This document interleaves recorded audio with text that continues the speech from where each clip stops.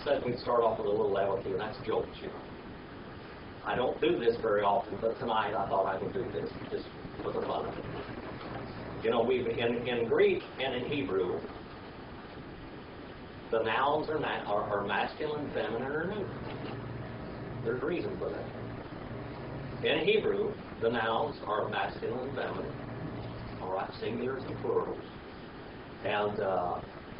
And singular, dual, and plural. Okay, all of this you can tell who's talking, what's going on. We'll get into the Greek in that just a little bit. But the reason why men and women are so much different. The American Indians in California, there was 3,000 different languages in California. There were so many tribes. You go have your home, someone's house. There were 3,000 tribes of Indians. And several of the tribes in California, the men spoke a different language than the women did. There was a feminine language and a masculine language. Okay? They do that in every language, don't they? Well, now, that's where we come down to a good old American. Now, one guy did a study of women and men. And this is what he said. One guy did a study of men and women. Dakota, can you get those? Or do you think you could walk over there, across over there? No? We'll sit right here. Okay. You want the big chair then? All right. So we're going to take care of it. Stick it anywhere. Men are happier than women. That's what this study said. We're going to look at it. We're going to look at this study. Masculine and feminine. No, we know that we have a masculine and feminine. All the nouns are masculine, feminine, or neuter in Greek. Okay? Now, if Laura, Kate, and Sarah go out for lunch, they will call each other Laura, Kate, and Sarah. Okay? If Mike, Dave, and John go out to lunch, they will affectionately refer to each other as fathead, fat boy, skinflint, dirtbag. All right. And then when they're going out to eat, okay. When the bill arrives, Mike, Dave, and John will each throw down a $20 bill on the table. So it's only for $32.50 for the whole bill. None of them will have anything smaller than a $20 bill. And none of them will actually expect any change back. Okay? Now, if the girls go out and eat lunch, when the bill comes, they get out their pocket calculators. Okay? Earn money. A man will go downtown and go shopping. He doesn't go shopping, he goes buying. Women go shopping, men go buying. They buy what they need. A man will pay $2 for a $1 item if necessary to get what he needs. A woman will pay $1 for a $2 item whether she needs it or not, just because it's on sale. Okay? This is masculine and feminine, okay? The bathroom. Everybody's got a bathroom in their house, you know, well, except for us. We didn't have a bathroom in the house. That was not good. Indians didn't have bathrooms in the house. That was uncivilized. A man has 6 items in his bathroom: toothbrush, toothpaste, shaving cream, razor, bar of soap, and a towel. The average number of items in a typical woman's bathroom is 337. And a man will only be able to name 20 of them. Okay?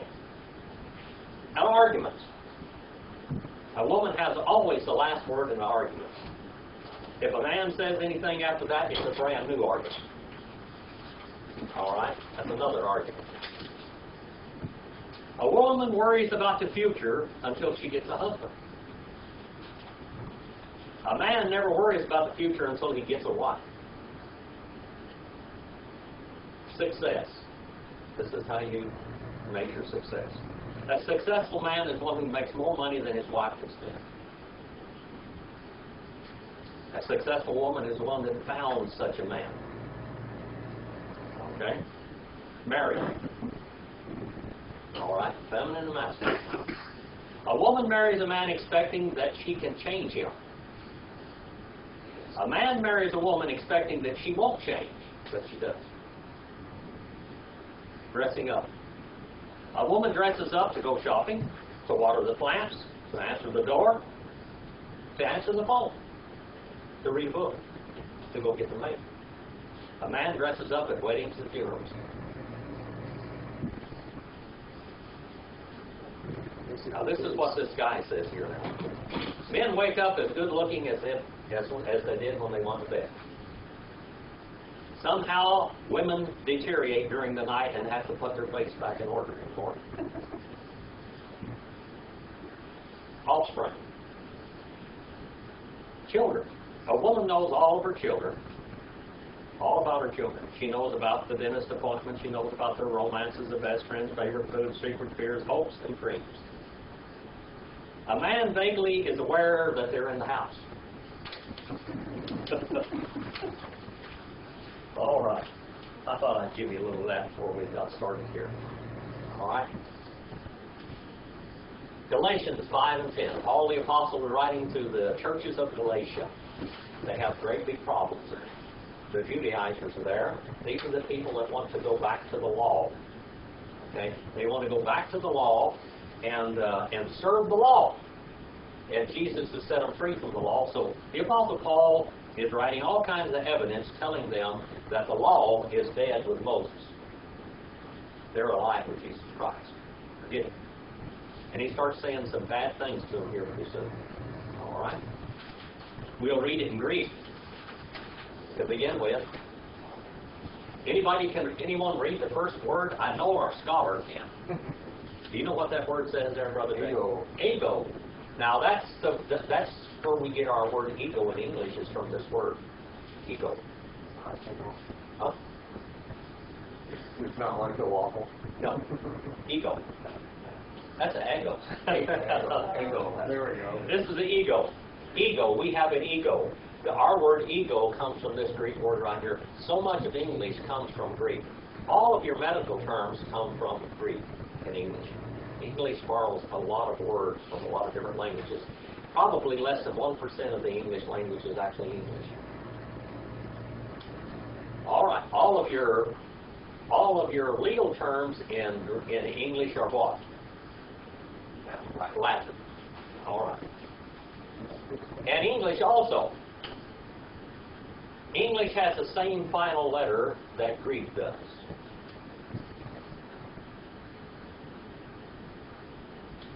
Can anyone come up here and write the English S and the final? Can anyone do that? After 1800, they forgot it. Oh, it's... Yeah. All right. After 1800, English had one S. Before that, they had a final S during the word. When you read the preamble to the Constitution, it was something like this. It wasn't Congress, it was Congress. Because there's your final S and your S during the word. Just like this. That's signal in Old English. All right. Now Greek has a final S and a S in the word. This is a sigma and a final S. Their final S looks just like ours because we got ours from them. The Greek language is basically the mother of all Western languages. When you go to the Middle East, when you get to Israel, from Israel on, everything starts from the right side and goes left. In other words, they start writing like this. Here's the name for God, and you write it backwards. Okay? In English, it's this. In Greek, it's what? Everything back toward Europe is from the left to the right. Everything from the Middle East back is from right to left. Yes? That pen, you can't see what you're writing. Do you have a dark one down there? Yeah, I will. I'll use it next time. You can't Okay. see what you're writing. Okay. I told you. Tell me what to say and what to do. All right. Ego. Ego. Ego. Petoithon. Petoithon. Ace. Hemos. And. Kyrio. Pote. Who then? Hollow. Ornesete, Ornesete, ho, day, de, paraso, parason, that is, paraso, himas, himas, bastase, bastase, to, to, krima, prima, hostis, hostis, yan, yan, a. de. All right. So that looks a whole lot like English. Now, if it was Hebrew, it would be backwards and halfway upside down. So Greek is really easy to learn. It's a great big language grammatically. How many cases are there in Greek? 8. Cases and nouns. 8. Can you name them? Anybody name them? Nominative, genitive, operative, locative, instrumental, dative, accusative, and vocative. How many do we have in English? Subject and object. That's all. In Greek, there's 8 cases. 8 cases. Tell me every part of that sentence that just describes it thoroughly. All right? Ego, what do you think that might mean? I. All right? I, pepoitha, I trusted. I have trusted. First person singular, second perfect, indicative active. What's the indicative mode mean in a verb? A statement of facts. All right? It's active voice. The person, the subject, is doing the acting for himself. Okay? And then first person singular is what? In English and in Greek, they say you have to learn a foreign language before you understand your own language. In Greek, it's an inflected language. That means every noun and every verb is inflected to tell you what part of speech it plays. Okay? You got first person, second person, third person singular, and you got first person, second person, third person plural. First person singular is what? I. Second person singular. You. All right. I'm already in trouble. I'm already in trouble. All right. You. Third person singular is a he Or she. or a she or an it. All right. First person plural is what? Huh? We. Second person plural? Oklahoma? Ewans? That's Missouri. You all? All right. Third person, they. Third person plural is they. And the infinitive is to be. All right, that's infinitive. All right. I trust ace. Ace. Extension or limitation of the thought or verbal action. That looks just like it does in English, doesn't it? Young lady. Ace. Yeah. Say that word ace down there. Just like it is in English. Can't tell any difference between that and English. All right. Ace is a preposition. You can look that one up on page 119 if you want to write that down, Analytical Greek Lexicon. And the idea of the grammar of this little thing, it means extension or limitation of thought or verbal action. It can go forward, it can go backwards, or in between, or halfway, or all the way through. All right.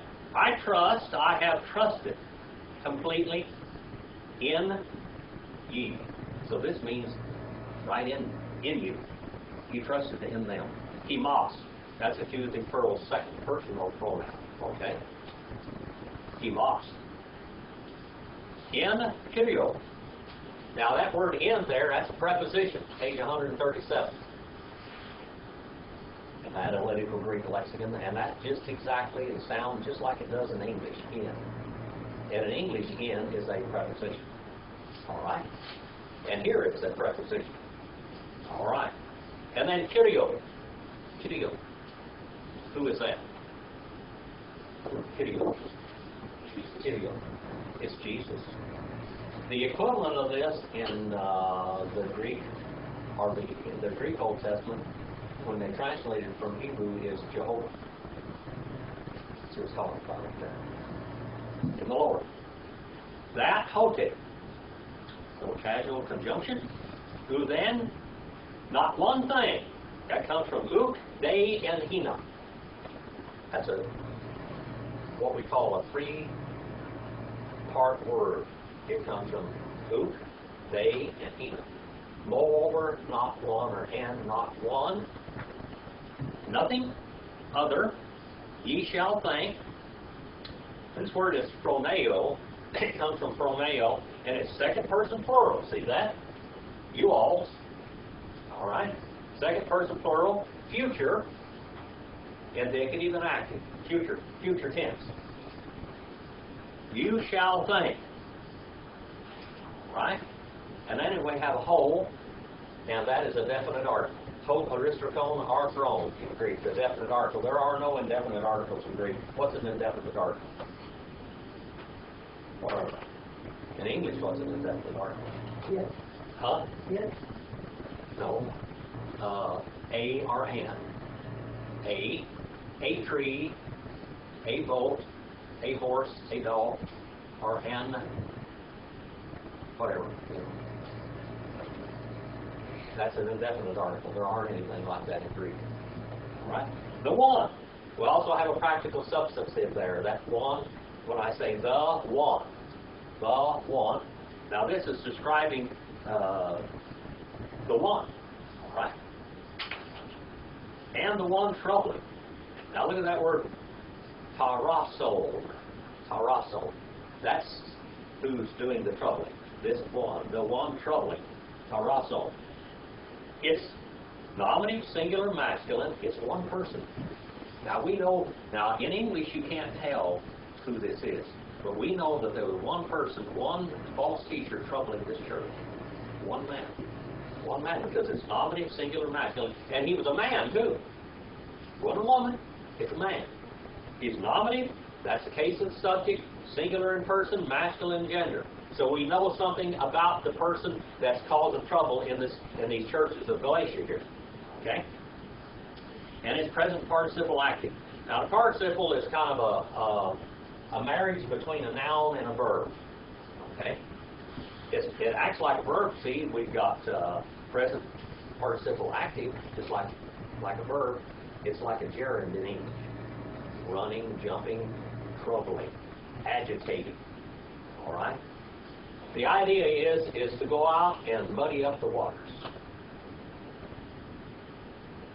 You're out there fishing, and you can see the fish down there, and somebody gets out there and starts stomping their feet and muddying up all the water, scaring all the fish and everything. That's the idea here. Troubling, stirring up mud, slinging mud, lying. All right? Hemos, ye. All right? That's accusative plural, second person pronoun. Hemos. See that word hemos there? And then bastase. He shall bear. Again, we know that it's one person. All right? Because it is third person singular. He. All right? Shall bear. Bastazo. Third person singular, present, indicative, active. To krima. What's krima?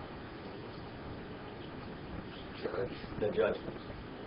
He shall bear the judgment. Somebody is going to be in trouble with the Lord.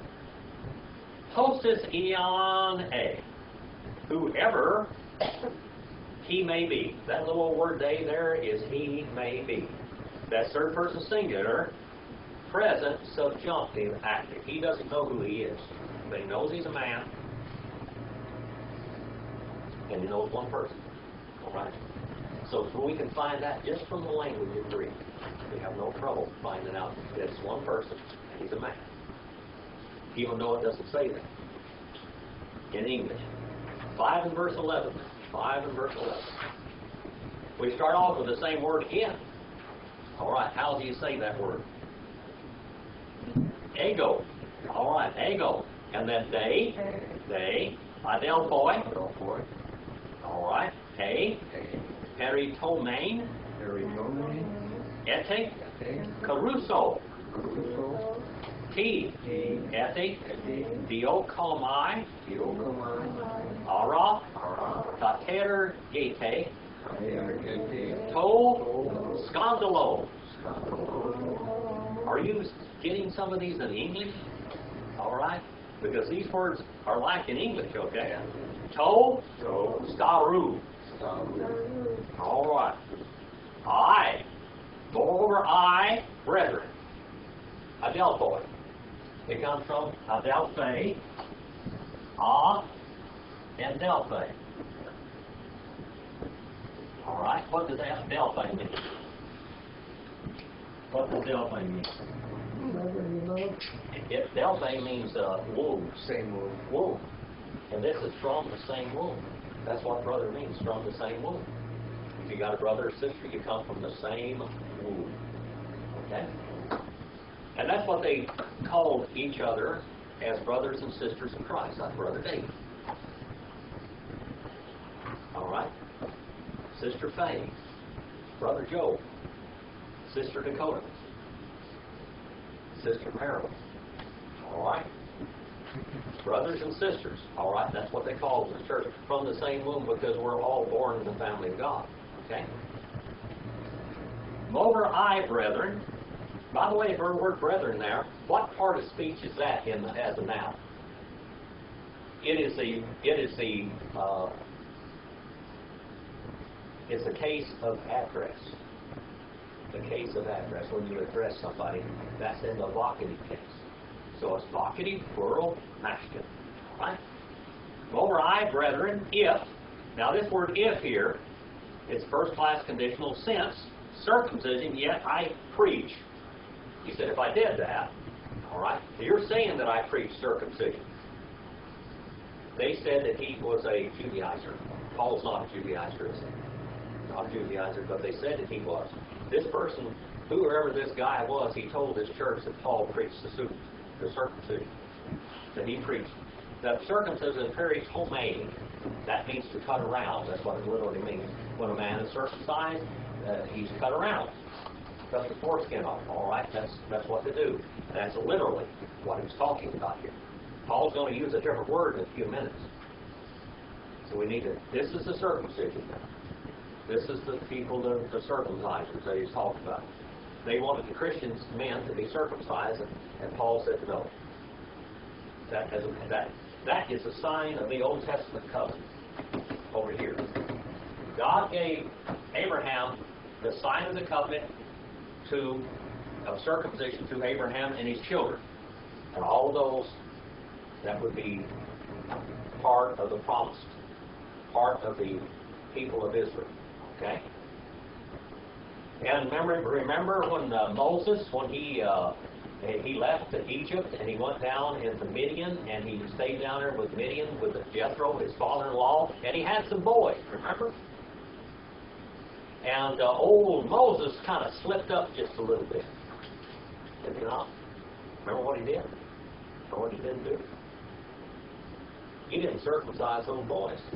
He had two sons and they weren't circumcised. When they weren't circumcised, they weren't in the covenant with God. The Barith. Barith means a cutting. There was a division, but also at that time it was a cutting of the flesh also, the circumcision. Those two boys weren't circumcised and God was going to kill him. So his wife ran out there and grabbed a knife and circumcised those boys. And she said, I have a bloody husband. Indeed. All right, anybody remember that? Okay. He hadn't done that. He got in trouble because he hadn't signed the covenant. That was the Old Testament covenant. We live in the New Testament. What's the sign of the covenant in the New Testament? It's baptism. All right? You're not baptized to be saved, but if you're going to be in covenant relationship in the New Testament church, you need baptism. All right? Baptism is a sign of the covenant. Now, not circumcision. That's it. That's just the way it is. All right? And brethren, if circumcision, yet I preach. First person singular, present, indicative, active. That comes from Caruso. Was there a famous singer named Caruso? His name means to preach. So someplace in Caruso's family, they had a preacher. The man was a preacher. Because the name Caruso means a preacher. All right, to preach. Ti ete diokomai. Now why yet I am run down? Why am I persecuted? He said, if I was preaching the circumcision, the circumcisers, the Judaizers wouldn't be bothering me at all. They'd be, oh, amen, Paul. He said, why am I persecuted? First person singular, present, indicative, but what's the difference in the mode? All right, in the voice, It's indicative mode, all right. What kind of voice is in these passive voice? Somebody's acting upon Paul. Somebody's persecuting Paul. Okay. All right, then a little adverb particle has been annulled. All right, has been caught ergate. All right. The word theokomai there means to run down, to chase like a hound after a deer or after some animal. Now here it says annul, blotted out, rubbed out, worked down to exhaustion. The stumbling, scandalo. When you're scandalized, our word scandal in English comes from that word, scandalo. Scandal. Okay? So many things in English come from that. Now, and then it says of the cross, the stumbling of the cross. Now, young lady, would you go back in that little Bible right there and read 5 and 10 and 11 for us? 5, 10, and 11. For my part, I have confidence towards you in the Lord that you will take no contrary views of another, but will come to things with me. But he who is settling to you, whoever he is, will have to repent. But brethren, if I still preach circumcision, as he accused me of doing, as necessary to salvation, why am I still suffering persecution? In that case, the cross seems to be a stumbling block, and it made me done away. All right. The cross is a stumbling block. All right. Look at the word scandalon. The cross is scandalized. All right. And then we have the word staron. Staron. Let's look at that word. This is an interesting word. Staron.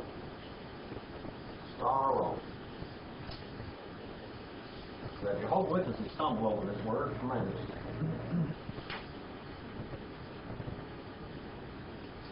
All right. We're going to look at a little bit of the history of this word, staron. Staru. Okay, staros. What English word do we get out of this word? What English word did we get out of the word staron? Steak. Steak. Steak. We get the word steak out of it. All right. Now, if you go back to Esther 6 and 4 in the book of Esther. Okay, somebody go back in the book of Esther. The book of Esther. And 6 and 4, and then 7, 9, and 10. All right. Now, these people invented crucifixion over there. All right. These people invented crucifixion. And that's where this word comes from. Greek is an old, that staron is an old Greek word. Okay? Old Greek word. Are you there, young lady? Okay, 6 and verse 4. And the king said, who is in the court? Now Haman had just entered the outer court of the king's palace to speak to the king about having Mordecai hanging on the gallows. Okay. Okay, now that's not translated correctly. Nope. It's not translated correctly. But we're going to look at it just a little bit. Now Haman had what we call, they said a gallows, but it wasn't a gallows. It was a stand, it was a platform, okay? And on top of this platform was a stake. Now, he wasn't going to hang him on the cross. It said there they were going to hang him, but they weren't going to hang him, okay? Now, you hang somebody on a cross, did they put a cross, hang them on the cross? But they hadn't, this word here is staros, or staros right there, okay? Now, that's where this word comes from, okay?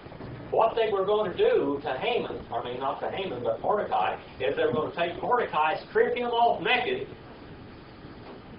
and pick him up and set him on this sharpened stake that is greased.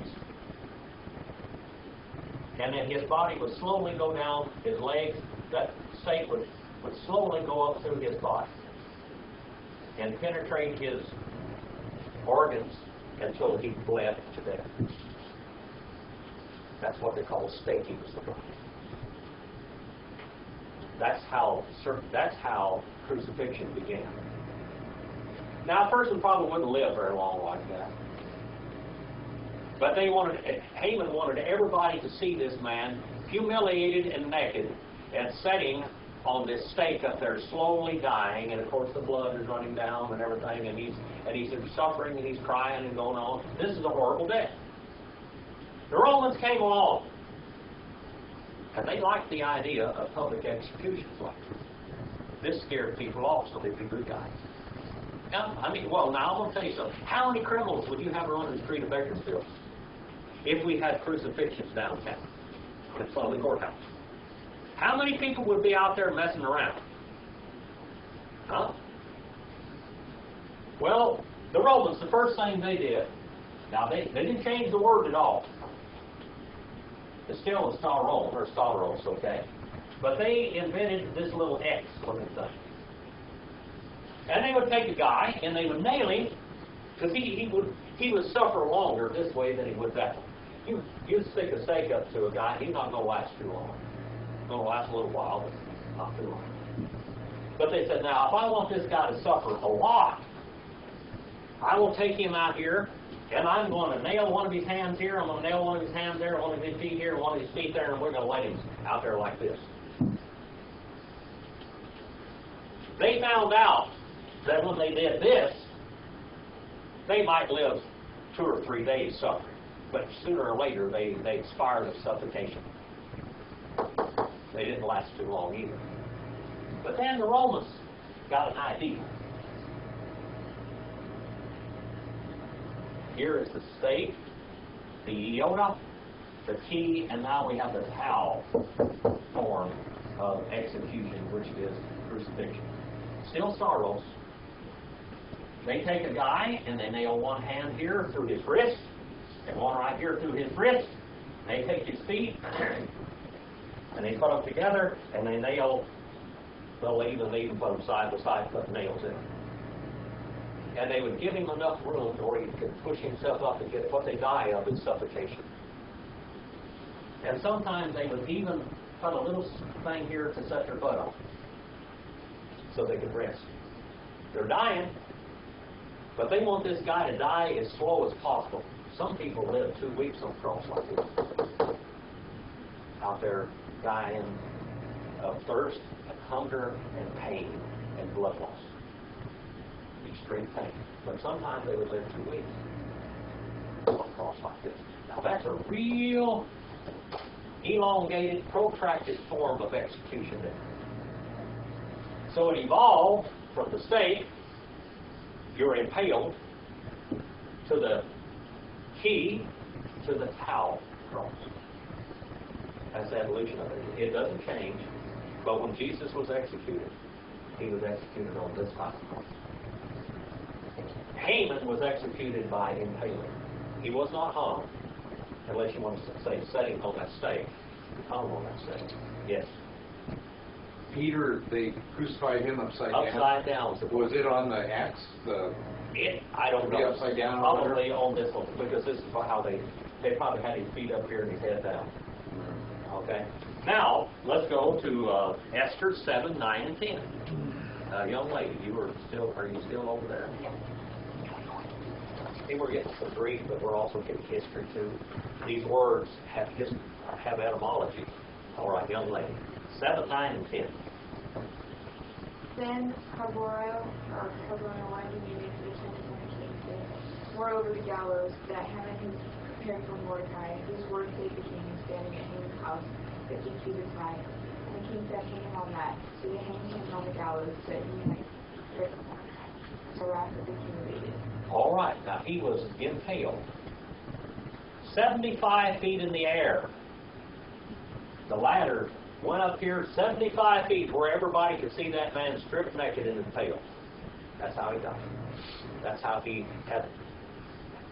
had devised the death of Mordecai, but he got to die on that impaling. All right. Now, Mordecai was a descendant of Shimei. Okay, in 2 Samuel 19 and verse 16 and 16 and verse 5. You go there if you want to cross-reference this, and he is a descendant of Shimei, the guy that cursed David, and David let him live. Because of David's grace, Mordecai was born. When Saul went into the land where the Agagites were, where Agag the king was, God told him to kill them all. He didn't. Agag, of course, Samuel killed him, but one of his descendants was Haman. All right. Galatians 4:29 and 6 and 12, Romans 9:33, and 1 Corinthians 1:23 all cross-reference to this. The last verse, 2 Corinthians 2 and 3, Galatians 5 and 7, and 5 and 12, and 1 and 7, Philippians 3:15, cross-reference to those verses.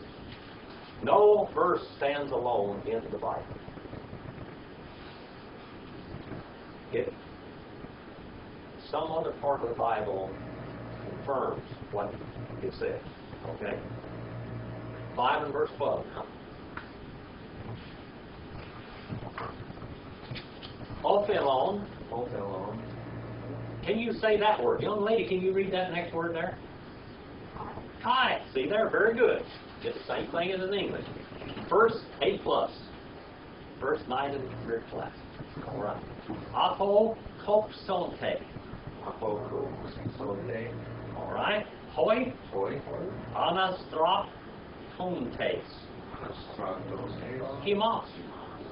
Right, now let's look at this. Right? I would that, first person singular second aorist indicative active. Alright? I wish that, or I would that, indeed. Now this word kai here is not a conjunction so much, but it's a particle of affirmation. Page 208. If you want to write that down, you can go look that up in the lexicon. They shall cut themselves off. Now, a better term here, what does it say there in verse number 12? Could you read that for me, young lady, and tell me what it says in that Bible there? That's the Amplified Bible. Sometimes it explains it. Number 12, 5:12. I wish those who unsettle and confuse you would go all the way and cut themselves off. All right. Now, the pagans mutilated their flesh and mutilated themselves. Up on Mount Carmel, when Elijah was having the contest with the prophets of Baal, they were slashing their bodies and cutting themselves and mutilating themselves for their gods. Okay? Now, Paul does not call these people the circumcision here, but he calls them the mutilators. Now, also, the Catholic Church, about, I think it was 1123, I believe, somewhere around there, the Catholic Church invented a ungodly pagan practice. And they called their priests to be monks. Okay? The Apostle Paul is jabbing these people. Now, some of the people in false religious systems, the men that would be priests, they would have their genitals completely severed from their body. Not neutered, but completely done away with. All right? Paul says, if they're going to circumcise each other, why don't they just mutilate each other? Because it's mutilation now. The circumcision is not the sign of the new covenant. It's the sign of the old covenant. But since they're mutilating themselves, go ahead and mutilate themselves like these other pagans. All right? The mutilators. So he calls them here the mutilators. They shall cut themselves off. Third person plural, future indicative. Middle voice. Middle voice. All right? I'm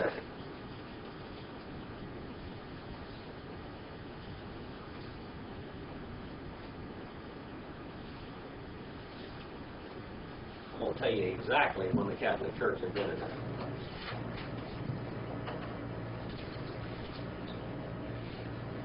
(1123). Guess what? I was right. 1123 AD. That's when they brought the pagan practice of monk or celibacy into the Catholic Church, and I'm going to tell you something, they've had trouble with it ever since. Ever since. It didn't start 20, 30, 40, 50 years ago. It started back in 1123 AD. All right.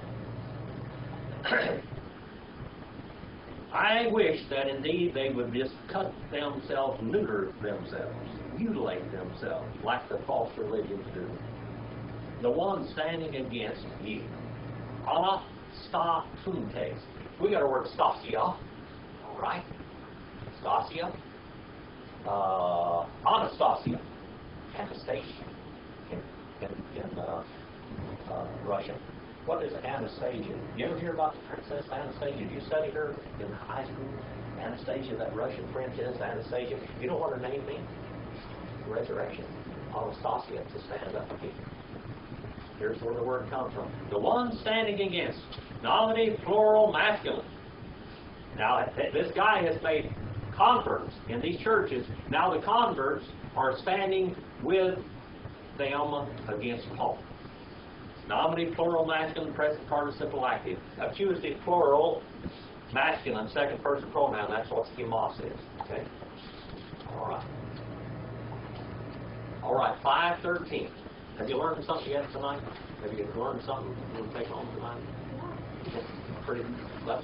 Randall, did I teach you anything different tonight? Anything new? He's been around here for a long time. Brother David, did you learn something new tonight? Oh, yeah. All right. He may. All right. Now that word, that little Y-looking thing there, that's a capital Ypsilon in Greek. It's like a Y in English. Okay? But sometimes, as a diphthong, it is pronounced like a U. Okay? But it's usually a Y. Himes, Gar, F. Now see that word F there? Now there's a pi in math, isn't it? Algebra. Pi. 3.1, was it 3.14? Something like that. Something like that.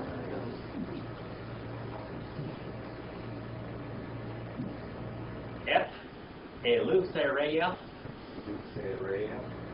Ek leithete. Adelphoi. Mono. Me. Cain. Eleutherion. What's that next word? Ace. All right. Aphormain. Te. Sarki. Allah. Thea. Tes. Agathes. Dulete. Allelulois. Allelos. Now let's go back and look at some of this. Himes. Nominative plural. Second person pronoun. You all. He. But it's in the case of the subject. This is these people act. You, for you, upon freedom. Look at the word F. Epi. That comes from Epi, page 153 and 54, if you want to look that one up thoroughly. For ye upon freedom. All right? Or to freedom. Aletheria is that you are in a state of freedom. Free from the law. Okay? Ye were called out. All right? Second person plural, first aorist, indicative passive. Ye were called out. When did Jesus call his church out? When he did begin to call that church out. It's ecclesia. The word church is ecclesia, once called out. When did he start calling his church out? By the seashores of Galilee. That's when he began calling it out. A lot of people get the church started on the day of Pentecost. What happened on the day of Pentecost is the church got empowered with the Holy Spirit of God. They were empowered with the Comforter. All right? You were called out, adelphoi. What does adelphoi mean? Brothers, but born from the same womb. Mono, that's a little old idiot. Right? Very rare word. Monon, only, not the freedom. Ace, for advantage. Aphormain, occasion, opportunity. That's what aphormain means. As a springboard, as a starting block, or a bouncing block. Many people, this is one of the most ungodly Baptist doctrines that's ever been, is once saved, always saved. It's true. If you're really saved, you're always saved. But so many people will go down and go through the motions, be baptized, and they live like they're going to live the rest of their life. Now that isn't going to happen with a child of God. God is not going to allow you to live your own way. All right? And Paul says, don't use it for an advantage. Don't use salvation, your freedom in Christ, as an advantage. It's a springboard into sin. Sarki. All right, sarki. What is the word for flesh in Latin? Carne. What is it in Spanish? Carne. See, the Spanish comes right out of the Latin. How about Greek? How about Hebrew? What's the word for flesh in Hebrew? Anybody know? Is it sarx? Huh? Sarx? What is it? Sarx. Sarx is the Greek. Okay. Basar is Hebrew. Basar. God said, I will wipe out all flesh in the flood. Basar. And how do you say flood in Hebrew?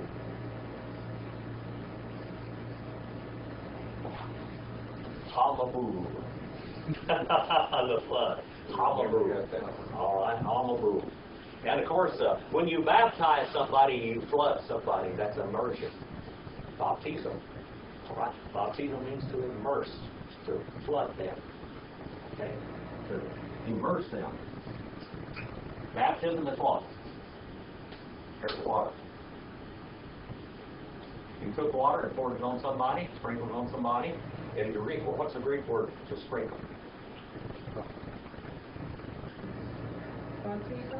Baptizo. If you were going to pour water on somebody, thank you, Dakota. If baptism was sprinkling, it would be baptizo, not baptism. If baptism was pouring, what would it be?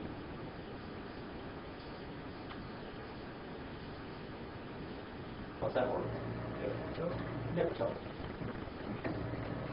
But baptism is a flood, an immersion.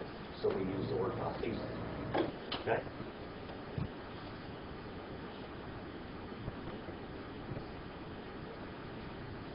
Brethren, only freedom for an advantage of the flesh, sarx, basar, carne. But strong adversity of conjunction, page 15, if you want to look that one up. Dia. Dia.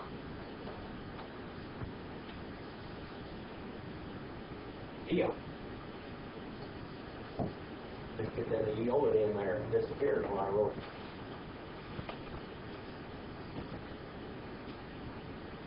Dia.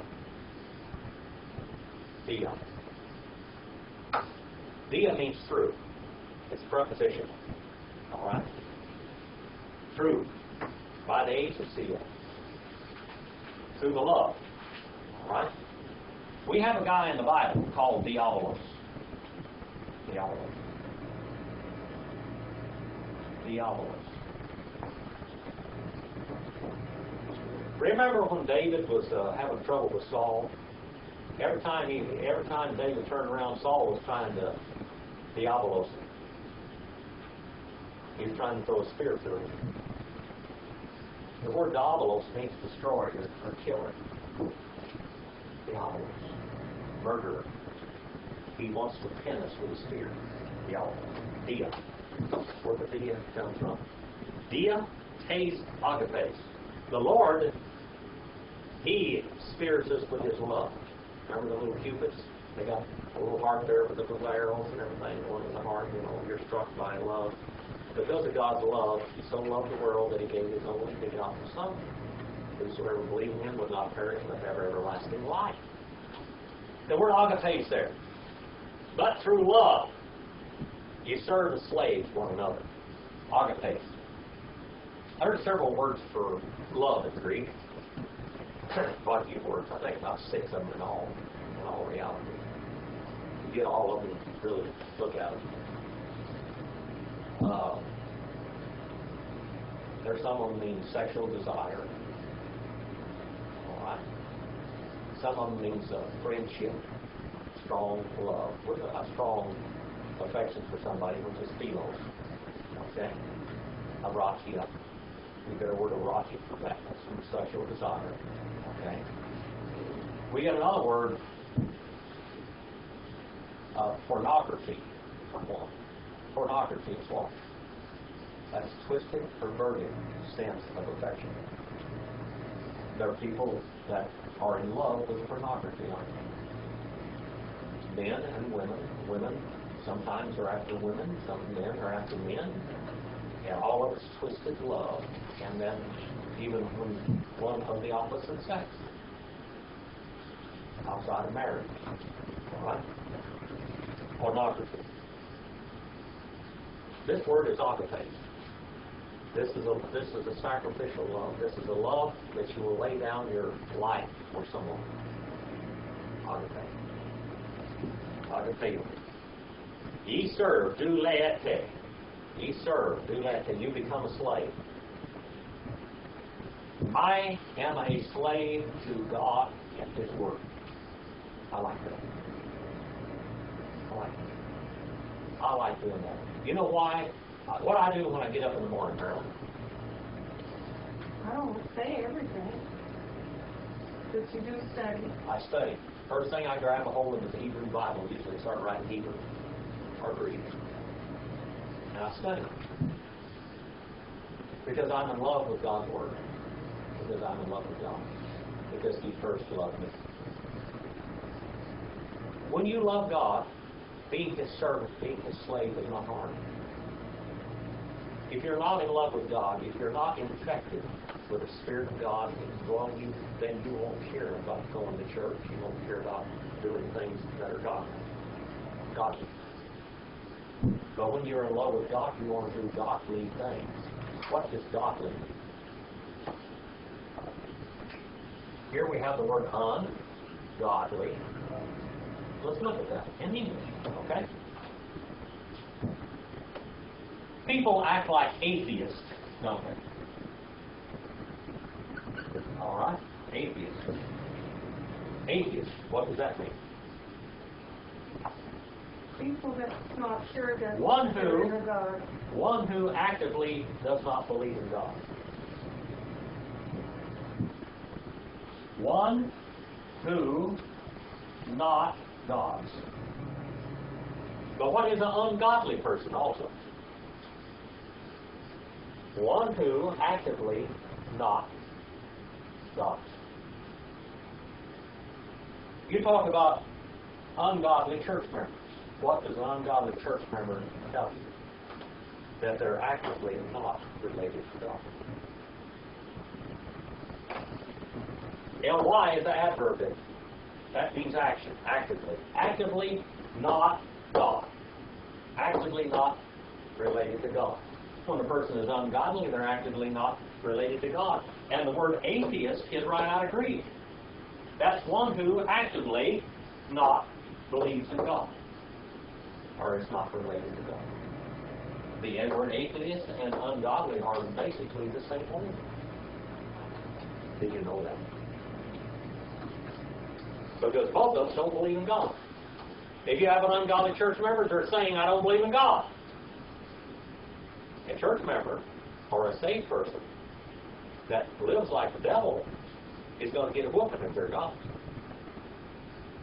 But if they're not afraid of God and they just go and do their own thing, they're saying, I'm an atheist. I don't believe in God.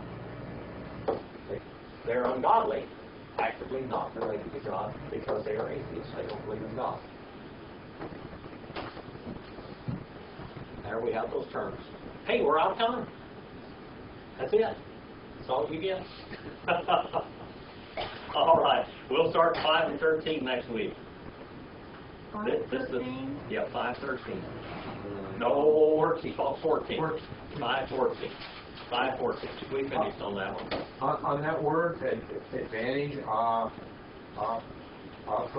opportunity. How do you pronounce that again? That word? Auforme. For an opportunity, an advantage, a starting point, a bouncing board. All right? So when you're saved, you don't use fleshly desires, okay, don't use it. Don't use your freedom in Christ, because once you're saved, you are always saved, if you're saved. But don't use that for an advantage. A child of God won't. Yes, Jeremy.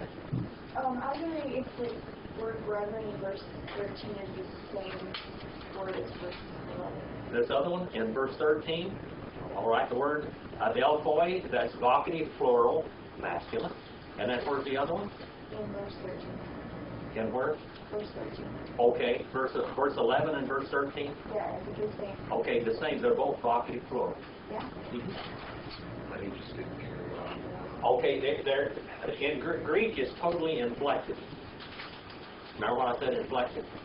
Now, if it was talking about one person, it would be in nominative, singular, masculine, it would be adelphos. Os, oo, o, a. That's the 8 cases. That's the ending. All right. Now the plural, vocative plural is oi. Vocative plural. That's the case of address. He's addressing them, and it's plural. Okay. So in Greek, you can tell what it would be: os, oo, o, on, and a. It's singular. And then it would be oi, and on down. All right? Nominative, vocative is the same, basically. The same. You tell what part it is in the sentence. Okay, you'll know whether it's vocative or nominative. And you got that? You're very sharp to catch that. Yes, they are the same. All right. We'll start at verse 14. Go out and do something eternal this week. That means something you're going to take with you to heaven. All right. Brother Randall, would you dismiss us in prayer tonight? Our God and Father, we thank you for the opportunity to study your word.